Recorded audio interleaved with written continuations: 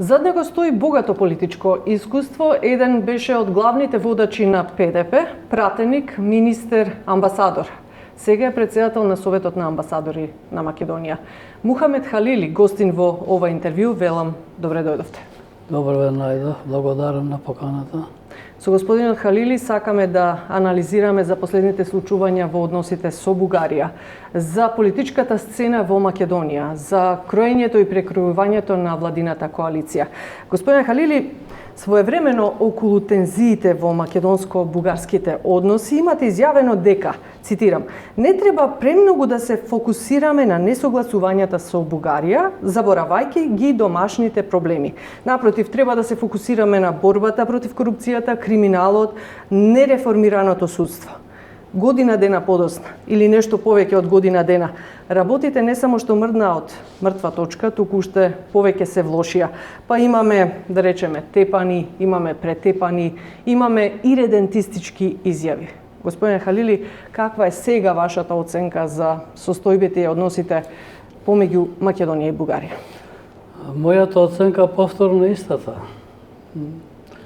Ова моја констатација се заснова врз фактот дека ние премногу во текот на овие 3 децении се фокусираме на работи кои објективно се присутни, како што беше случајот со Грција и потпишувањето на Преспански договор и така натаму. Меѓутоа, ние проблемот со Грција го решивме после 20-25 години колку беше, но главните проблеми кои уште од 93 година се присутни на политичката сцена во нашата земја, се уште постојат. Се уште имаме непотизам, партиски вработувања, криминал, корупција. Клиентелизам. И мојата констатација беше во тоа дека ние напоредно со борбата политичка за добрососедство со сите други држави, како критериум на копенашките критериуми, полесно ги исполнуваме него тоа што е наша главна задача, реформирање на државата. И видите сега, ние покрај невозможното што 2,5 децении беше главна тема секоја вечер во медиумите, во дебатите и така натаму, дојдовме до констатација дека ние сме идеални, сме ги исполнили сите наши задачи кои ни ги бара Унијата дома, но нашла се една Грција што беше факт, не ни дава да одиме напред. Ама сега факт е и Бугарија. И тука ќе дојде. Веќе Грција ја нема. Сега по тој терк излезе и Бугарија. Исто така, и овие што мислиме дека се нерешливи прашања во однос со Бугарија, јас сум убеден дека ќе ги решиме побрзо него тоа што е наша стриктно државна задача. Да реформираме судство, корупција, вработување партиски, непотизам. Сме сведоци дека скоро секој ден имаме такви негативни појави. Скоро секој ден имаме се уште дигање глас на опозицијата, дека да бевме ние подобро ќе го решивме овој проблем, што не е точно, не е вистина, бидејќи секоја опозиција која е присутна во дадено време во нашата земја, кога доаѓа на власт, ги повторува истите грешки, истите потези. И ги заборава ветувањата кои што ги давала. Апсолутно ги заборава. И затоа проблемот со Бугарија е нешто покомплициран проблем од проблемот со Грција. Зошто мислите дека е покомплициран проблем, а истовремено велите дека може полесно да се најде решение? Може, апсолутно. Е покомплициран затоа што е постар проблем. Кај нас проблемот со Грција се појави 90 години наваму.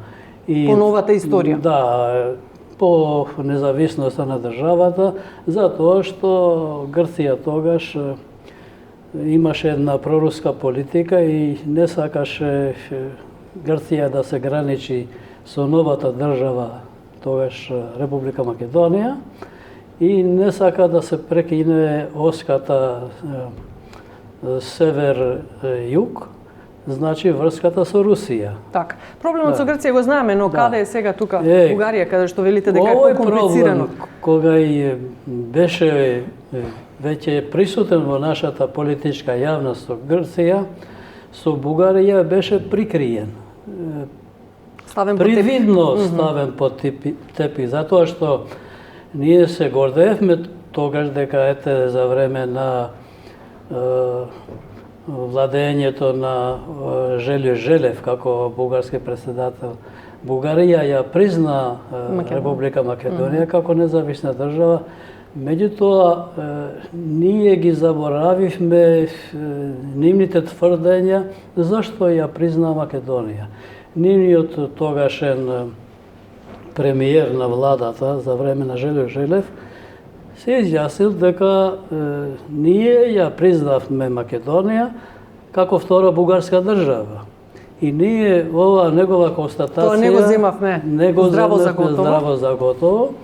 И според мемуарите на Глигоров, самиот тогашен председател на председателот, потоа премиер на земјата Георгиевски, рекол дека добро, со радост ја примил веста за признавањето на Македонија од страна на Бугарија, но рекол дека проблемот со јазикот и нацијата ќе го решат историјата и историчарите.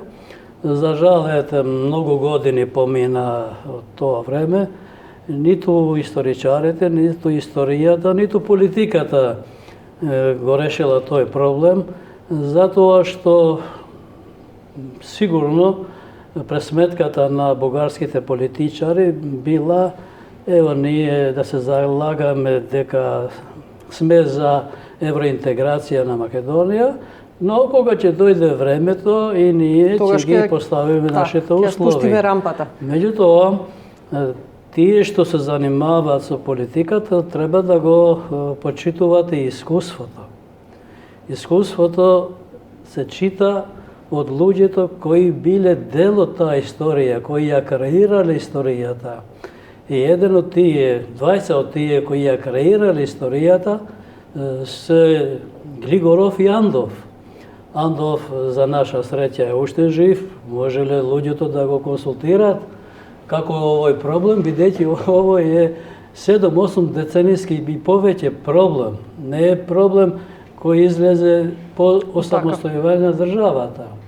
И Глигоров во неговата книга Македонија се што имаме, има еден пасус каде вели: јас и ден денеска не сум убеден дека билатералниот договор меѓу Македонија и Бугарија што е потпишан за време на Лупшо Гергиевски, беше 98, не знам точно, ќе ги решава овие проблеми и нема да гаиме илузии. И повторното подпишување на истиот билатерален договор 2017 било. Така. Значи и покрај напредокот на овој поглед и покрај определбата и изјаснувањето на Бугарија дека Бугарија го признава официјалниот јазик на државата, не било така. И сега токму копјата се копат на тоа дека нивното декларирање дека го признават официјален јазик, официјалниот е македонски јазик, излезе дека токму тоа за нив е пречка. Каде го гледаме, каде е настана тој превид? Дали е превидот направен од страна на македонските политичари и нивната незрелост и тоа што не учиме на грешките низ историјата, а имаме мудри политичари низ историјата наназад, кои што не воделе и кои што укажувале на некои такви состојби. Апсолутно укажувале. За да денеска стигнеме до ова, да речем. Тие лидери со искуство, како што беа Глигоров и како уште за среќа е Андов, тие укажувале на таа работа, укажувале дека тоа нема да биде лесно. Меѓутоа, јас ги разбирам и амбициите и помладите политичари, затоа што тие сакале да кажат дека овој проблем е надминлив. И покрај сите тие... Тоа многу лесно не убедуваше Заев, да не заборавиме. Нешто Заев авантуристички не убедуваше дека е тоа многу лесно. И сигурно тој не се упатил да ги чита тие мемуари или да оди кај Андов да го праша како овој проблем. Бидејќи најдобро тие го знаат тие проблеми. После ние втора генерација или прва генерација политичари на независна Македонија. Кој што се заборавен. Да. И веројатно од желбата еден процес кој долго време беше присутен во европската јавност, дали вие сте антички македонци, дали сте словени македонци и така натаму. И тој мисли дека тоа е едно лесно прашање. Прашањето со античките македонци добро, брзо го решил, затоа што веќе една политичка номенклатура, како што беше Социјалдемократски сојуз и Глигоров, тие не гаја илузии дека македонците се потомци на старите македонци. И тие не донесоа некој делегација на хунзи од Пакистан да ги представат пред јавноста дека овие се нашите предци. Што беше илузија и фантазија политичка на таа политичка гарнитура. Сегашниот проблем што е во денешно време, тука е грешката обострана. Првата грешка е направена од нашите институции кои се надлежни за упис на Сдружение на граѓани во регистарот на Сдружение на граѓани, како што е Централниот регистар.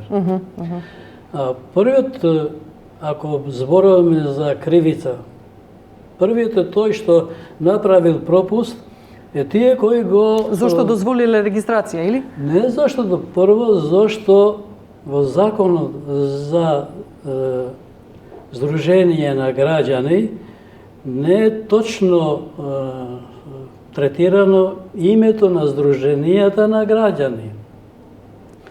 Тие тоа воопшто не го третират, но велат дека по подробни експликации треба да ги најдеме во Законот за трговски друштва. За жал, во Законот за трговски друштва, во делот кај пишува за имињата на Сдруженијето на граѓани, пишува дека ако личноста, чие име сака некој да го стави како име на Сдруженијето, е државјанин на друга држава, тогаш треба да се прашаат наследниците на таа личност, ако не е жив веќе личност. Ова збориме за случајот со Ванчо Михајлов со цар Борис III. Ова за било кој живее надвор од нашата држава, може да биде друга личност. Тој што ставил име, да кажеме фигуративно, на Марс или Енгелс, треба, ако има наследници семејството на Маркс и Енгелс, да ги праша нив дали се сложувате вие да го ставиме неговото име. Меѓутоа, тие заборавиле да го прецизираат во Законот за трговски друштва дека не смее да се стават имиња, да кажеме, на соработници на УДБА, познати како со зла дела, имиња на луѓе кои биле во составот на војската на Хитлер и така натаму, кои не се примамливи за нашата политичка јавност. И предизвикуваат иритација. Да. И тие тоа не го ставиле. Прво, тоа е грешка на законодавачот. И ден денеска во Законот за трговски друштва не е ставено дека тоа дополнување на Законот за политички партии и за Сдружение на граѓани.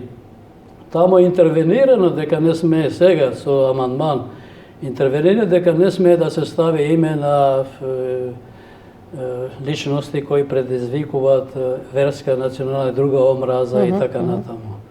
Тамо уште стои, треба да го прашаш некого кој живе во друга држава, дали може неговото име да дава согласност да се стави како име на здружение.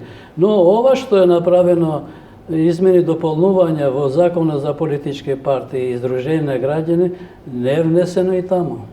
Не изменето. Не изменето. И ти и ден денеска можете исто име да стават, бидејќи Законот за здружение повикува дека поподробно е прецизирано во Законот за трговски друштва. А тамо немаме измена.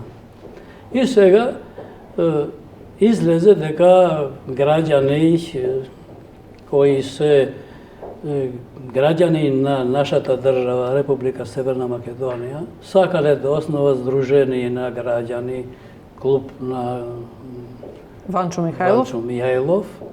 И тие легално аплицирале до Централен регистер. Тоа се легитимно и легално.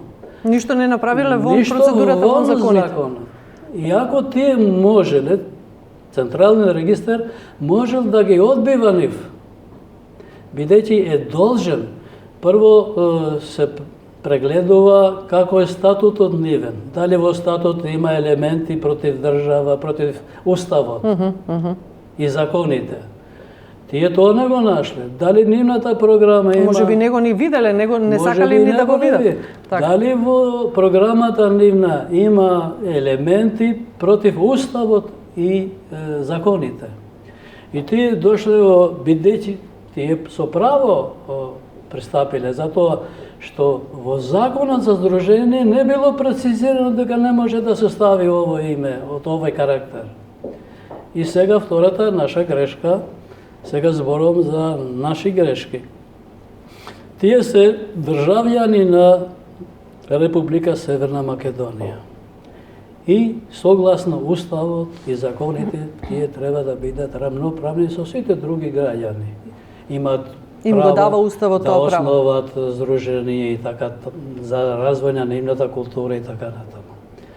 И сега, ако нешто е откриено после една година и се организират една група, исто така државјани на Македонија, зашто тие отвориле клуб, се легално, се тогаш невкусно беше протести неосновани и така натаму. И нив, според мојот впечаток, ги третирале како бугари, а не како бугари државјани на Република. И протестирале. И тука се вжешти атмосферата. Наместо тие легално да одат и да биде згора уште полошо, се состана Комисијата за против дискриминација и донесе една одлука дека да се затвора овој клуб. Тоа не е задача на Комисијата за дискриминација. Апсолутно. Ако некоја институција, некој орган, некој граѓанин, а прво е јавниот обвинител, дошло зборот до него, треба да го прочита статутот, да ја прочита програмата и да поднесе барање судско. Судот да решава во рочиште. Значи кривицата е првично кај судските инстанции, кај јавниот обвинител. Тука се пропустите кај нас. Прво битни беа тие пропусти. И ние наместо да ги коригираме сега пропустите законски, како што после дел ги коригираш собранието со амандман, меѓутоа тоа кај трговски друштва останало така. Така.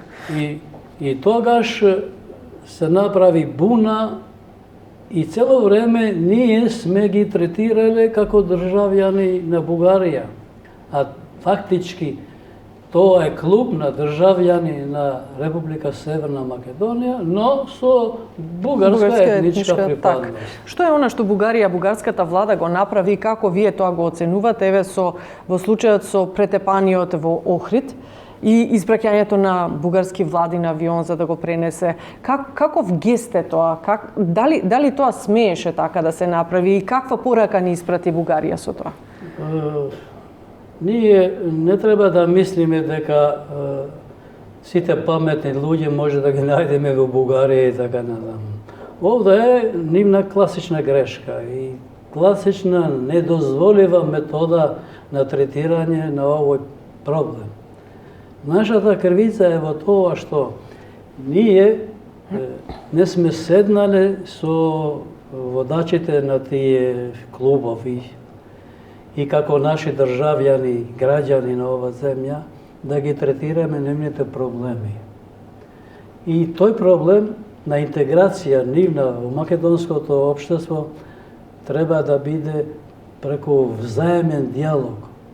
И ние исто овој взаемен диалог 90-те години не било присутен и за нас албанците, но ние сме седнале со политичките структури, сме учествувале на избори, сме биле дел од сите влади и на секој сегмент нашите маки сме ги третирале отворено со исто нашите држави, нашите граѓани од иста држава и ние не сме дозволиле ако, да кажеме, еден граѓанин од едно друштво приватно се тепал со еден граѓанин исто од иста држава, за нивни несогласувања што нас не интересира, затоа што има органи за таа работа кои ќе ја расчистуваат работата. Ако, например, јас се тепам со некој албанец, да кажеме и од друга политичка партија. Така, јасно е, меѓутоа како затоа велам, ние сме оставиле да нашите меѓусобни недоразбирања ги реши Бугарија. Ние прво треба да разговараме и преговараме со бугарите кои имат македонско државјанство, живеат тука во ист град, да ги сослушаме нивните маки, а Бугарија, додека ако е незадоволна од овој пристап, има меѓународни институции. Да, ама Радев рече дека ќе ги активира сите европски механизми за да го докаже тоа дека Македонија не ги почитува, не го почитува договорот за добрососедство и така натаму. Не се состои само со тоа се тепале еден и друг. Тоа е работа на нашите органи, на МВР, на јавни обвинителства. Тие што сакат, тие треба да се обраќат до комесарот на ОПСЕ за национални малцинства.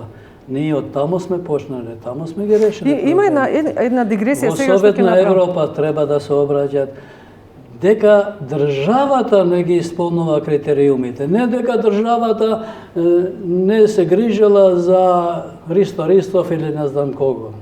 Тоа е наша работа, внатрешна. А Бугарија има право, бидејќи во нивниот устав стои дека се грижи за бугарското малцинство надвор, да се обрати на овие европски и светски институции. Дипломатски, каков е гестот на Бугарија? За мене како ќе ги смируваме тензиите ако вака постапуваме на едно претепување кое што не е истражено и кое што не е пред истражните органи, за кое што државата веднаш реагира на таков начин, како може? За мене тоа е грешка.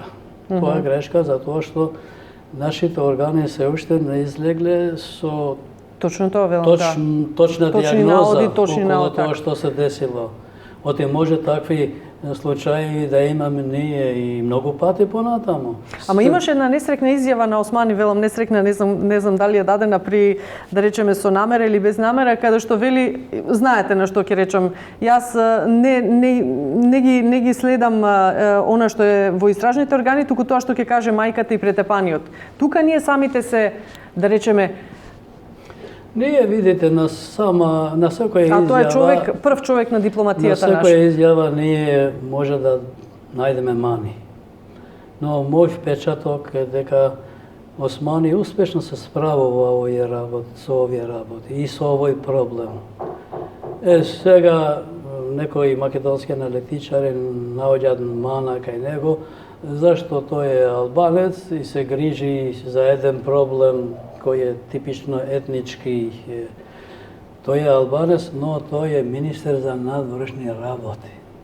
Тој не е избран како албанец. Тој е избран како кадар на една политичка партија кој е во коалиција со друга политичка партија, иако тука политичките партии имат етнички предзнак. Едната е албанска политичка партија, друга.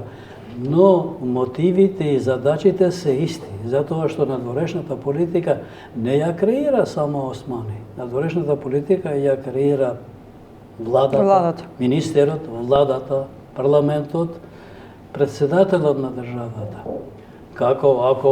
Кога сме кај председателот на државата, го оправдувате неговиот став, неговиот исход во врска со после на Совет за национална безбедност, кога излезе, кога го кажа својот став и својата изјава, како го оценувате тоа, иако му беше, да речеме, упатена закана, па дури ете со наводен атентат?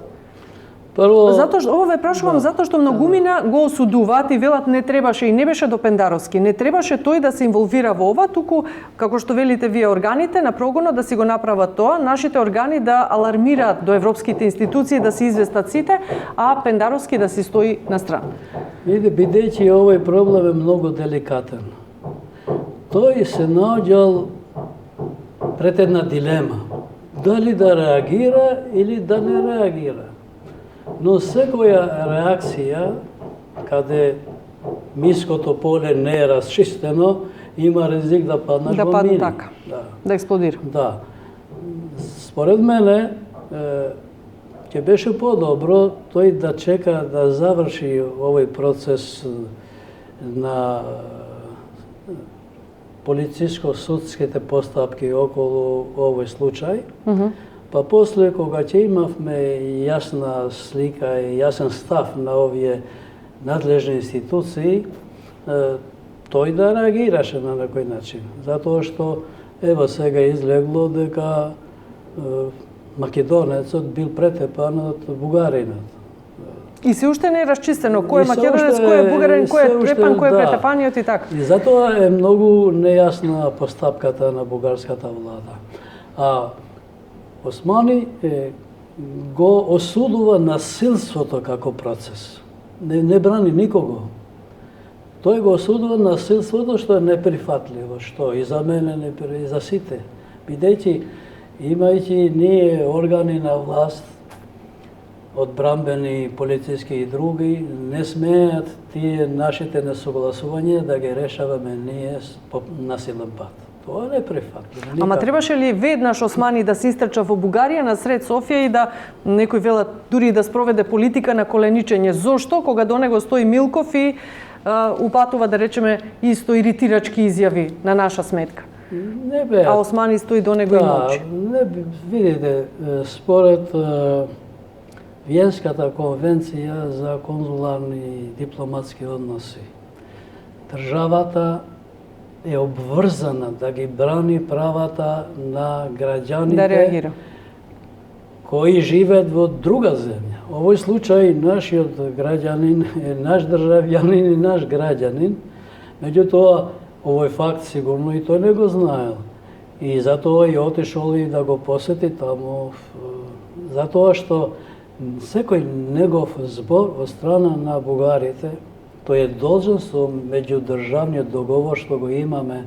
Двата министра се должни неколку пати годишно да се среќават и да ги разгледат овие проблеми како да ги надминат.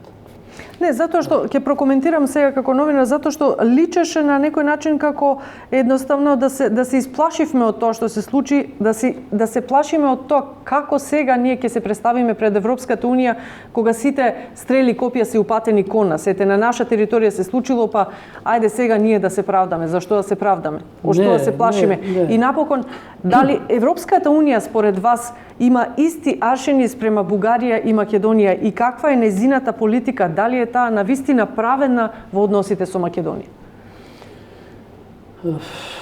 Искрено да зборуваме, кај македонската политичка јавност е создадено една перцепција дека ЕУ ја брани Бугарија и дека ЕУ сака да ги жртвува македонските интереси во спорот Македонија-Бугарија, што не е точно апсолутно. Бидејќи Пред да бидем видели на овој проблем, ние имаме две меѓудржавни билатерални договори. И се што ние сме прифатили во нашите билатерални договори, сакале или не сакале, мора да се аплицира. Видите, имате случај, например, 2013 меѓу Србија и Косово владите подпишан е договор за асоциација на српските општини. Сега, сегашната влада тоа не го признава, бидејќи вели дека е тоа против националниот интерес на државата и против идентитетот. И така на што и Америка ово образување го прифаќа. Меѓутоа, Америка притиска дека ова мора да биде, само да не биде спротивно уставот на Косово. И ние сега сме подпишале 99-та месечини за време на Лупчо Грибоедов билатерален договор со Бугарија. Друга форма, 2017 сме подпишале со Бугарија за време на Заев, но кој е 90 и нешто посто сличниот билатерален договор. И ако нешто ние сме подпишале таму, мора да го спроведуваме. И сега Бугарија се жалела дека ние не ги спроведуваме договорите и 2018 тоа го правила проблем и го наметнала во Европска Унија дека вие мора да бидете гарант за исполнување на овие барања во договора, затоа што овие не го држат зборот. Да, ама Бугарија може така да условува години и години и после, да речеме, еве и после спроведувањето на уставните измени кои што ни се пак наметнати, значи кои што ги имаме прифатено и мораме да ги спроведеме. Ќе ги спроведеме ли успешно уставните измени? Од и денеска баш читав, бугарите се плашат дека нема да влезат во уставот и сега баш денеска Народното собрание во Бугарија има усвоено декларација со осуда за насилството на македонските бугари и омаловажувањето на проблемот со правата. Тие не е прв пат да освојуваат таква декларација и никој не ги брани тоа да го прават, под услов дека истото треба да го барат кај меѓународните институции. Ти во твоја куќа можеш секој ден да правиш свадба, но кога ќе се соочат аргументите, да кажеме, кај комисарот за малцински прашања од ОПСЕ, кај Совет на Европа, имаме ние неколку резолуции против незапишувањето на македонските друштва во нивните закони. И сега тамо кога ќе се соочат аргументите, по друго светот ќе мисли, нема да ги земе само бугарските аргументи. И второ, тешко дека ќе го убедите народот во ваквите тврдења. Не, видите, со оглед на поставеностите какви што ги имаме. Во една држава не раководи народот. Политичките партии раководат со граѓаните. Со граѓаните, така. Граѓаните на политичките партии им дават полномошно, бидејќи ги гласат, да зборуваат во нивно име. Инаку, кога би собрале ние колку се 6-7 милиони бугари и 1,5-2 македонски да комуницират меѓу нив, тоа некогаш нема крај. Секој ќе најде мана на нешто. Затоа се избрани политичките представници. А Бугарија прво погрешила и сега е свесна дека погрешила. Сака да ја покрие незината грешка.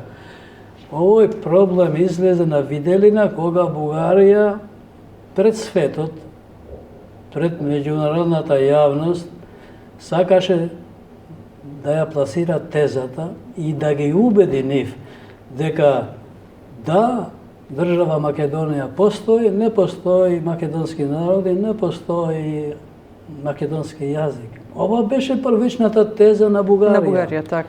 Бидејќи нивната теза не беше прифатена, тие го променија мислењето и тука западна во замка. Тие сега велат Не, ние се бориме за правата на бугарското малцинство кое живее во Македонија. Да, сега ово е прифатливо. Првичната теза не беше прифатлива, затоа и не најде тло. Ама се уште обстојува. Да не се залажуваме, јас мислам. Македонскиот јазик и македонскиот идентитет се уште на... Во нивните срце тоа обстојува. Меѓутоа, легално... И гласно се говори околу тоа. Ама легално... Затоа велам, имаме јасни, гласни и идентистички изјави и тоа насред Скопје од страна на Џамбаски, кој што вела дека е маргинализирана особа. Легално тоа не постои. Затоа што, еве случај, да ги метнеме да го метнеме бугарското малцинство во преамбулата на нашиот устав, тоа дословно, ако не барат нешто друго, што јас не сум информиран, ќе каже дека Република Македонија, односно Северна Македонија, е држава на македонскиот народ, на дел на албанскиот народ кој живее во Македонија, на дел на српскиот, на дел на турскиот, на дел на бугарскиот народ. И автоматски паѓа нивната теза дека се работи за еден народ во две држави, како што тие го рекламираат. Тие признавате дека има еден дел од нивниот народ кој живее во нашата држава. И тука паѓаат веќе сите емоции етнички, дека тие се вака, тие се така. Еден народ, ако се декларирал како таков, таков е. Не можеш ти да му смениш име, да му смениш припадник, така натаму. Тоа е абсурдно, никаде во светот тоа не го гледа. Искусен дипломат сте. Се согласувате со ставовите дека Џамбаски е, да речеме, маргинализирана личност, иако е европратеник? Добро, секогаш... И таквите како него, да речеме, еве за кои што деновиве се зборува дека дали ќе влезат или нема да влезат, дали ќе потигнат... Видите, секогаш се дава повод, може би е маргинализиран, меѓутоа тоа не е важно дали е маргинализиран или не е, затоа што тој пласира идеи, тој мобилизира луѓе, колку да се 200, 300, не знам што. Тој постои во политичката јавност. И со него ние се занимаваме секој ден. Дали тој ќе дојде тука, дали нема да дојде, дали да не му дозволиме, дали да му дозволиме. Значи, важно е во овој процес дека официјалните институции на државата Бугарија се не ги прифатиле неговите ставови, се диференцирале од него. Дека тие не се државни ставови, тие се ставови на поединци, како во овој случај пратеникот. И Европската Унија, на чиј парламент е член Џамбаски, и тие луѓе се дистанцирале од него дека тој не ги представува европските погледи. Ама сепак и во Бугарија и консензуално меѓу тамошните граѓани постои, да речеме, таа нота дека им одговара тоа што го говори Џамбаски, па преку него ги испраќаат тие пораки. Апсолутно им одговара на нив, од многу причини. Тие се скоро година и пол во борба кој да добија власт. Бидејќи во Бугарија најинтересна тема овие последни 2 години е македонско-бугарските односи и негирањето. Тоа носи најмногу поени? Тоа носи најмногу поени и политичките партии, лидерите од политичките партии тргнува до тоа што е профитабилно за нивните политички партии. И тој, ако зборува за некој голем економски проект, може би сега ќе биде интересен, бидејќи имаме длабока економска и енергетска криза, но во некои помирни услови нема зашто па ќе се фатиме за... Повеќе овој проблем би бил интересен за публиката, кој ќе се покаже поголем патриот за ова работа и затоа токму тие се фокусираат на ова. Што да очекуваме за 4 февруари? Ќе биде ли тоа настан од висок ризик? Не гледам зашто би било настан од голем ризик и нема причини, нема аргументи. Ако некој сака тоа да биде така, може и да биде, оти во овој затегнат Балкан, не само Македонија. Има многу мали работи кои можат да представат голем ризик. Многу мали работи. Меѓутоа, тие што ги сакат двете држави, бугарите кои ја сакат Бугарија и македонците кои ја сакат Македонија, не треба да размислуваат за тоа. Мене многу инфантилни ми изгледат овие разни декларации на разни група на граѓани, така натаму, дека ево ние стражи почесни, не знам, патриотски стражи, ово, оно, да ќе ставиме пред гробот на Гоце Делчев. Тоа не само што е инфантилно, тоа е ризично. Мислите на изјавите од страна на опозицијата? Да прецизираме. Да, така. Да, меѓутоа тие велат група на граѓани, не го правиме ние, туку го прават граѓаните. И таа група на граѓани, без оглед на која провиненција, зема еден ризичен став. Ова не е хаос држава, па кој ќе сака во било која улица ќе стави патриотска стража. Ние имаме органи за тоа, имаме полиција за ред и мир, имаме разузнавачки служби, имаме на крај и организирани сме во поглед на одбранбената политика. И тука немаат место самоволие на група. Не може повеќе да ја сака државата една мала група на граѓани, него органите на државата кои се земат плата и се заинтересирани за таа работа. И затоа не гледам ја и во нашата определба е заедничко чествување на значајни датуми. Ево, гробот на Гоце Делчев се наоѓа кај нас, тие сакаат заедно да чествуваат, тоа е радост на припадниците на еден народ кој смета дека и е нивен, на еден друг народ кој смета дека е специјално нивен, како во овој случај, зашто не ги прославиле во дувот на соработката, веселбата и така натаму. Зашто ние да излеземе таму со стражи? Ако некој ти доаѓа дома на свадба, ти со стража го чекуваш или... Да, ама ако ти дојде некој како Џамбаски и ти пропагира насред држава, тогаш што ќе правиш? Затоа има елементи. Што би правеле тогаш? Ево, јас да ќе ви кажам еден случај што правеле другите. Мислам 2006 година имаше едно антимуслиманско расположение во Данска која се прелеи во други држави на Европската унија, палење на Куранот. И како против реакција на тоа, муслиманите палеа данските институции. И Данска беше во ризик на обстојување. И не потикнувач, туку поддржувач на вакви антиисламски работи, беше и лидерот на една десничарска холандска партија која имаше голем број на гласачи. Вилдерс.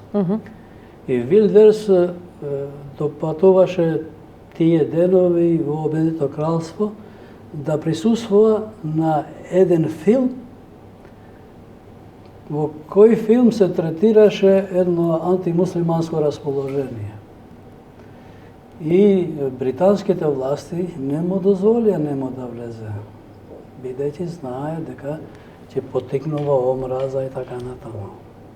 И има инструменти и државата, ако некој сака да дојде да ги разбранува страстите, да работи против волјата и интересите на некој народ, има државата да справа со такви работи. Треба да го спречи да влезе. Да. И видите, скандинавците ово палење на Коранот го третираат како слобода на изразување. Што не е точно.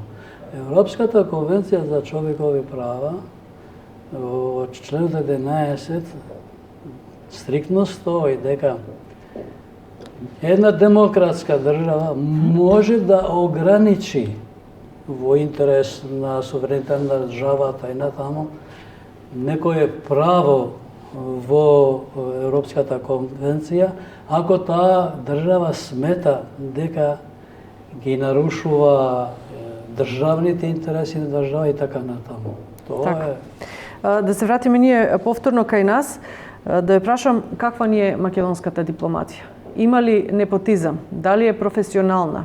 Дали има, да речеме, политиканство? Видите, јас сум председател на Совет на амбасадори. И од етички кодекс на нас, според статутот и според програмата, не ни е дозволено да зборуваме за овие работи. Ние не зборуваме за персонални решенија во министерството. Тоа е нивна работа. Ние сме съветодавен орган за надворешна политика, ЕУ интеграција, НАТО интеграција. А што ќе прават тие внатра, кого ќе, тоа е стриктно нивна работа и тие сносат одговорност пред избирачите. Затоа што да бидам почитувач на нашиот статут и нашата програма, тоа не е наша обврска. Значи, останувате неми по тоа прашање како се работи, што се работи. работи? Не се занимаваме ние со овој отишол таму, овој бил таму, тоа е нивна работа, тие имат синдикати, имат право кога немат... Имаат луѓе кои што се платени да размислуваат и да работат за тоа. Да размислуваат. Како долго... И има и политички партии кои, ако нешто не им се допаѓа, можат јавно да го изразуваат, а на нас не ни е тоа дозволено, бидејќи ние не сме советодавно тело по оваа проблематика. Така. И сега ве прашувам во улога на долгогодишен политичар, човек кој што доста долго ја познава и ја знае политичката сцена, како го опишувате и како гледате на ова кроење, прекројување кое што го најавив и претходно на владеачката коалиција, влесна алијанса, дали некој ќе излезе, кој ќе даде министерство и така. Зашто е влезот на алијанса? За уставните измени или за спас на нечие? И тоа е во склад на нивните политички програми и политички апетити. И тоа е легитимно. И никој не сме да замере како ќе постапи Алијанса или како ќе постапи ВМРО. Тоа е во нивна политичка надлежност и тука нема ништо лошо. На крај, политичките партии се основат за да земат учествува во власта, да ја раководат државата. И ако тие во еден сегмент решиле да бидат дел од владината коалиција, тие го прават во прилог на нивен иден успех или и на нивен иден дебакл. Тоа е на тие политички партии, на тие лидери да размислуваат што би било кога тие вака би постапиле и што би било кога тие поинаку би постапиле тоа. Така што ова е многу легитимно и тука може да анализираме, ама тоа е легитимно право и со статут и со теорија на политичките партии. Нема да придонесе ништо негативно во однос на, да речеме, позициите на министерските места, па гаши да излезе и така. Според мене не би требало работата да се фокусира дали ќе земам ја тројца министри или 10 директорски места. Тоа многу е ирелевантно. Релевантно е што политичка програма тие нудат. Ќе спроведат во иднина. Тоа е многу релевантно. Ако тие се карат за директорски места, за министерски места, тоа значи дека тоа се фалсификат. Тие за собствени цели сакат. Ама на тоа почива нашето општество, да не се залажуваме. Секогаш сме по некоја борба за повеќе. Затоа има избори. Столче повеќе. Затоа има избори. Овој народ не е толку како што мислиме ние, не заинтересиран. Не, многу е заинтересиран. Тие ќе го валоризират ово. Ако не било добро, ќе го дават нивниот одговор кога ќе излеват на кутија. Благодарам. Мухамед Халили беше гостин во ова наше интервју. Вам, почитувани, ви благодарам на вниманието. Поздрав и секое добро.